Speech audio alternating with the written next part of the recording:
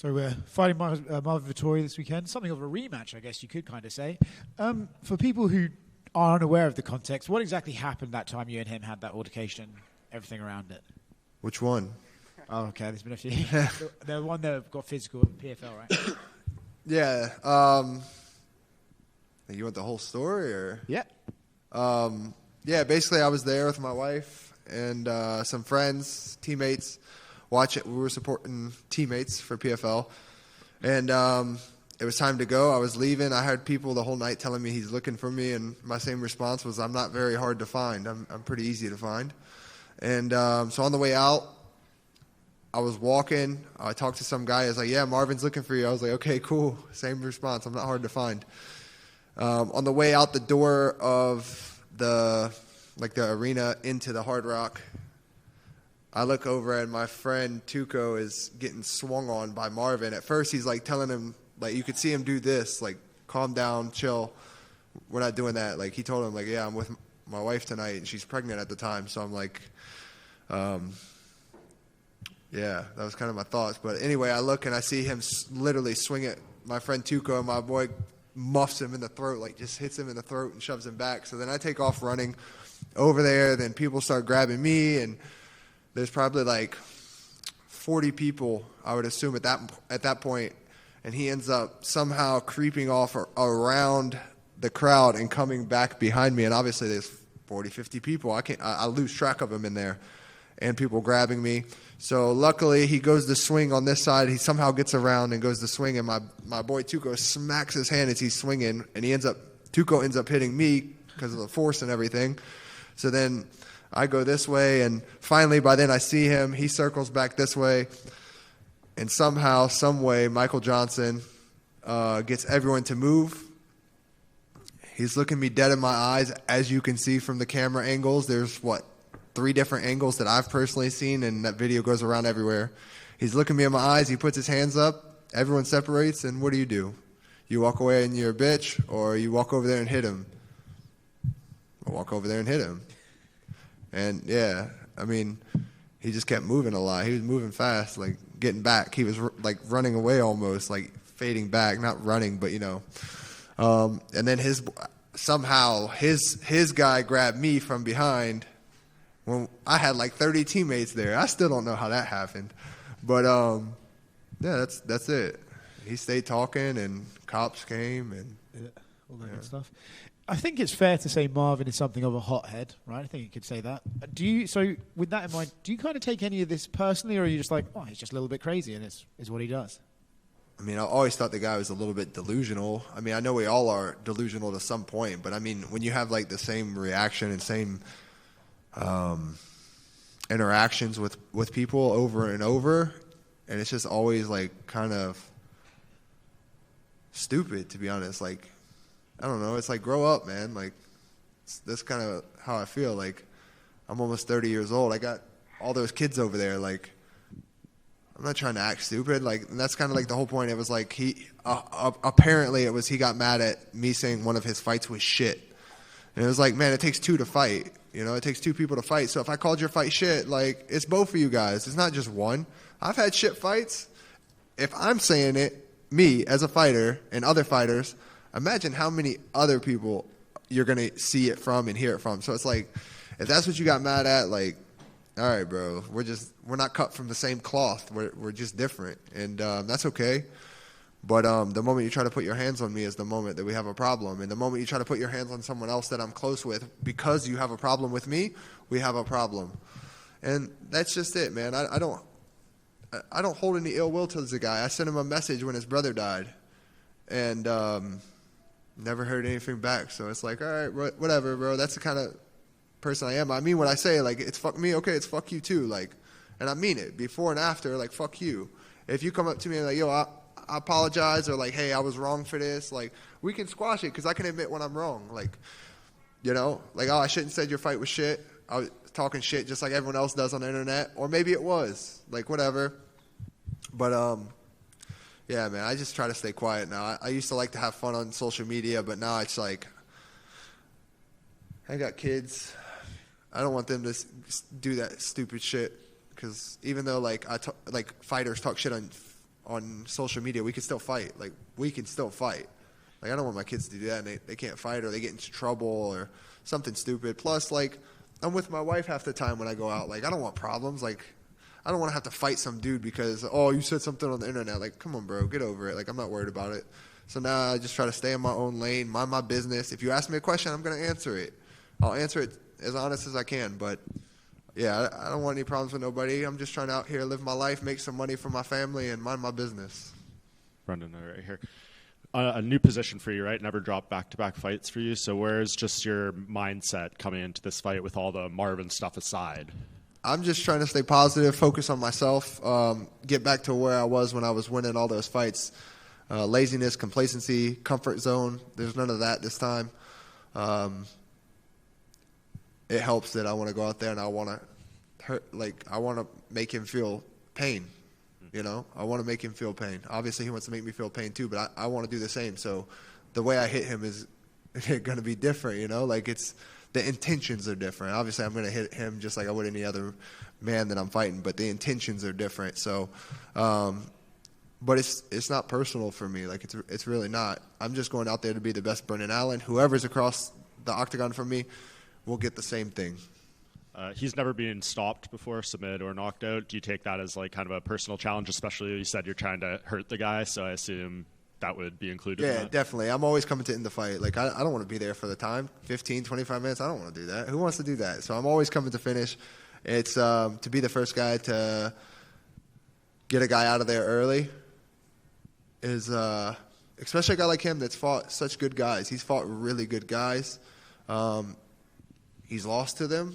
He's beat some of them. So to go out there and finish him is definitely a feather in my cap.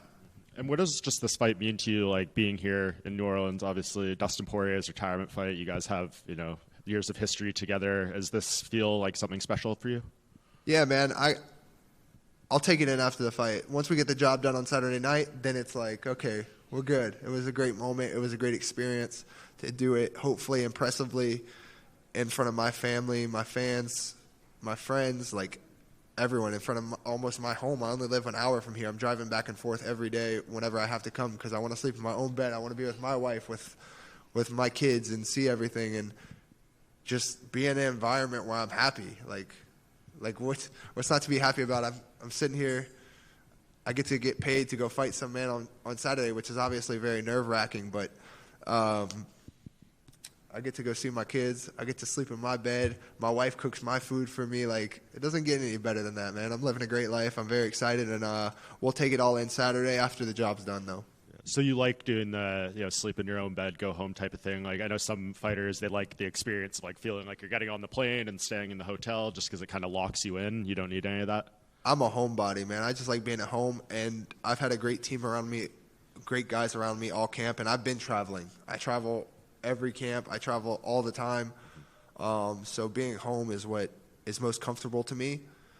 And it's been a very, very long time since I get to do this. Like, I haven't got to be home or with my family and for a long time. And luckily I have guys here that make sure I'm training. I'm keeping me focused and keeping me sticking to what I need to do. They're making sure. They're holding me accountable for my actions and my behaviors. And we're having fun, enjoying the moment, relaxing when it's not.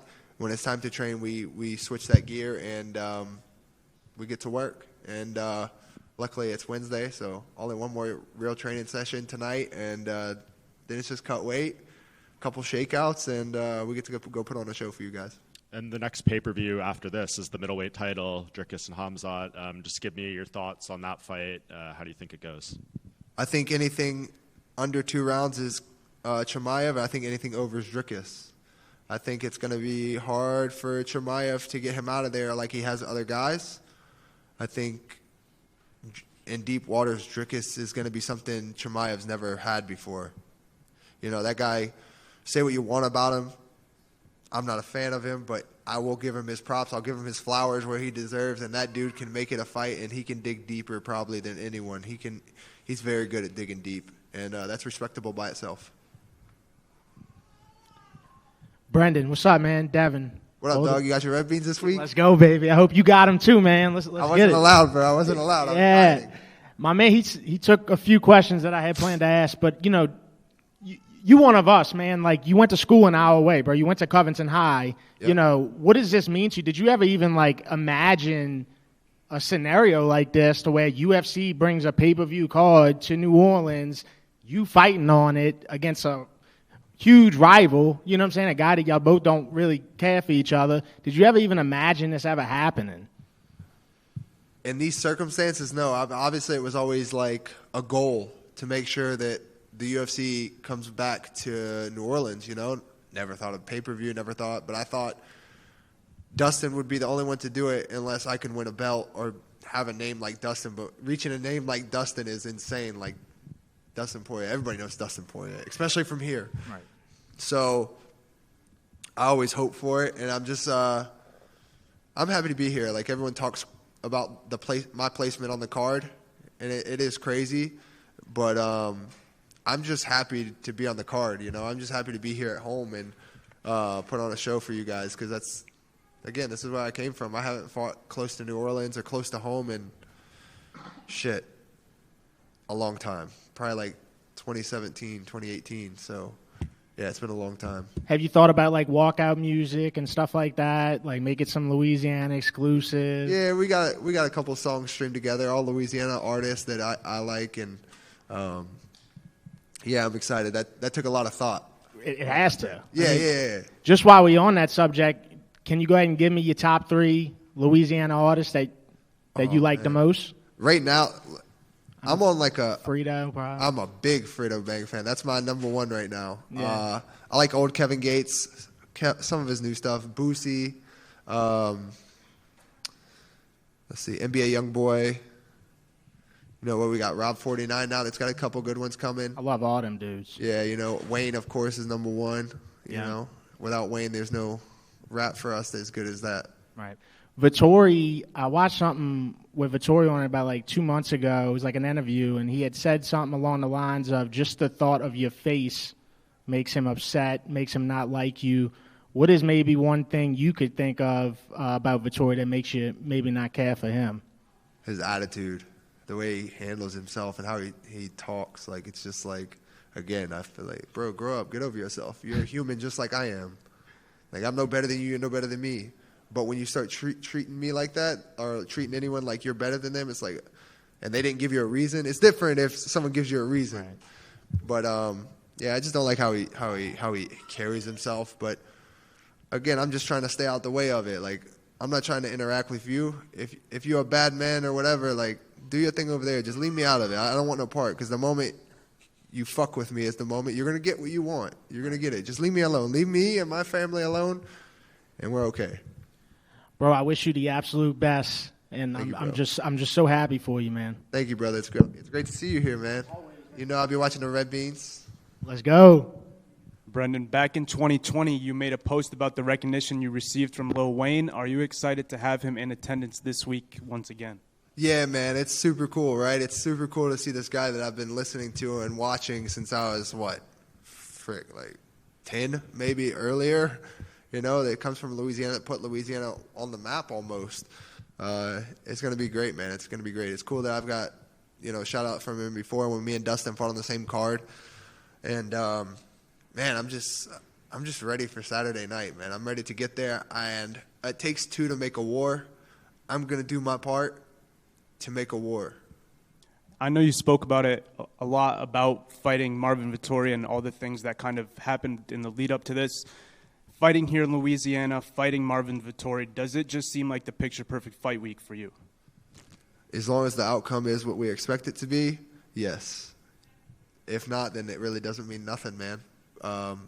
It's always great to make memories. I've lost and made great memories with my wife and my son and my kids and my family, but they don't hit home as much without a win. So the focus is just getting the win, being the best version of myself, getting the win on Saturday night, and then after that we can put everything into perspective. And last question, I saw that you went out to Chicago, right, to train with Bilal and his team out there. What was that experience like for you and being around those guys before you make this fight? It was amazing. I needed a change. I needed to I was plateauing as a fighter, and I needed to go grow. I've been plateauing for a while. Wasn't adding anything to my game. Was just kind of sharpening the things that I had. But you know, you get to a point you got to add to beat these guys. You got to add to finish guys. You got to grow. You have to.